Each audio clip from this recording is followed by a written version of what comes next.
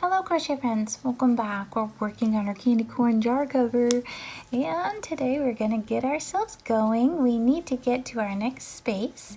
Just like before with the yellow, we're going to slip stitch. So we're going to enter our first stitch, yarn over and pull through again for a slip stitch.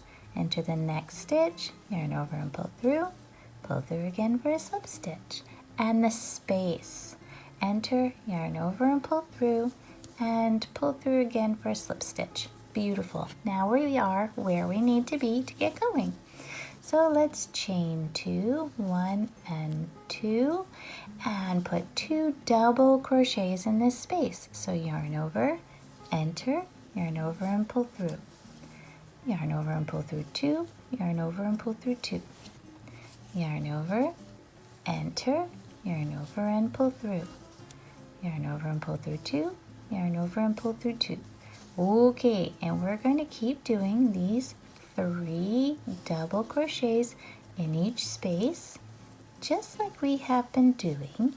This builds up our work really nicely, all double crochets, which I think by now you're a pro at. This has been a lot of double crochet work, hasn't it? It's just practice. It's good. It's always good. It helps you see if your stitches are consistent. Are they all the same height? Are they nice and smooth, or am I kind of like snagging my work and stuff? See, like that. It happens. So you have to just keep an eye out on things. Sometimes we get going, we get moving quickly, and we get messy. I do. I know that I do for sure. I get messy when I'm tired. I don't know why, but I really do. And it's not pretty. Okay, so I am placing 3 double crochets in each of those spaces from our prior round. We worked across with our slip stitches. Alternately, you probably could have turned your work and worked the other direction, and then you would have automatically started in a space. But to stay consistent with like we did with the yellow, we did our slip stitches, which was just fine. Sometimes there's multiple ways of doing things, and everybody has preferences on how they want to do something, and that's okay. So I do try to throw out different ideas if you prefer something else. Wouldn't hurt at all. So this is our pretty orange still for this round and the next. And I think after that we'll move on to the white. I've been trying to measure my jar, and you can do that also, especially if you're, if you're not quite sure what size your jar is. You might need some more round, you might need less. So do eye it.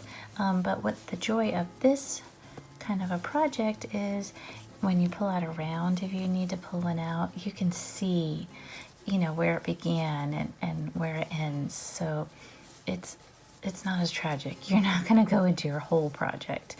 So if you've gone and you're like, well, I have way too much orange, I need to cut back, or I'm not going to be able to fit my white, then you can easily pull back one round of the orange, okay? So don't fear if you need to. I know there's nothing worse than having to rip out your work. I do find that equally frustrating. But if you have to, this is a fairly good project to have to do it on. Not a big deal. So now we are back at our beginning. We want to join in our round. So we go into the space of our chain and we give it a slip stitch, yarn over and pull through again. All right, now we need to do 10, because I think I'm going to just get my jar, and I think I need 10 also. Yes, see, I think one more, and then I'm going to go on to my white. I think that would be adequate for my jar. Hopefully you feel the same. If not, it's okay. And we might get done with 10 and say, oh, maybe I need another one. So you never know. No, let's just do 10 and get ourselves going here. All right, so we need to get over to that space again.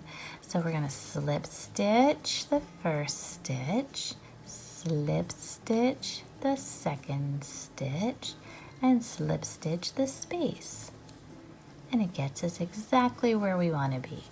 All right, chain 2, 1, 2, and 3 double crochets. I'm sorry, take that back. 2 double crochets, because we already had the chain. Chain counts as 1, and I'm going to mess you up. So we have 3 total there.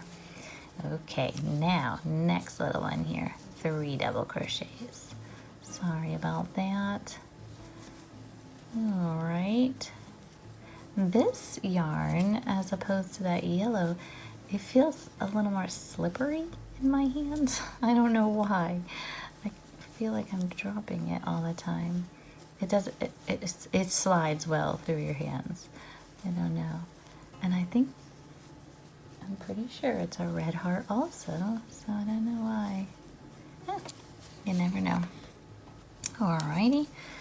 So we're going to keep going along with these 3 double crochet clusters in each of our spaces until we get to the end, and we will join. And I am going to put my jar back in there and measure, but I'm pretty sure I'm going on to white after this today, so I think it'll be okay.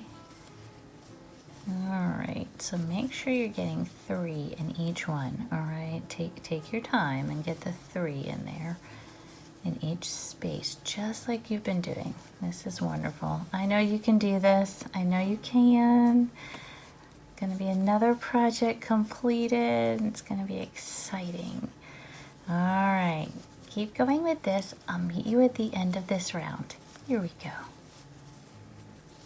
Okay, here I am at the end of 10, round 10. So we're going to go back to that chain and give it our slip stitch and pull through again. All right, I'm going to pull that up.